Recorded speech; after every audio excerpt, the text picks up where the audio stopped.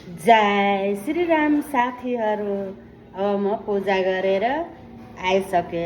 अब आज चाहिँ साउनको लास्ट सोमबारे अनि पूजा पाठ गरेर म किचनमा आएँ।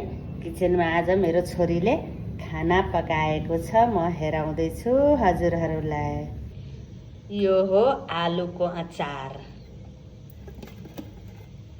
अनि यहाँ हिजोको करी बडी छ अनि सायद यहाँ हिजोकै तरुवा बगरुवा पनि छ अनि यो साग, लट्टेको साग पकाएको अनि यो चाहिँ परवलको भुजिया पकाएको छ अनि यता चाहिँ दाल पकाएको छ। दाल, परवलको भुजिया र साग चाहिँ आज पकाएको छ अनि यो करीबरी तरुवा हिजोकै हो, अचार आज पकाएको छ अनि भात चाहिँ यहाँ बसाएको छ। यति खाना मेरो छोरीले पकाइसकेको छ। भिडियो राम्रो लाग्छ भने लाइक कमेन्ट गर्नुहोला साथीहरू।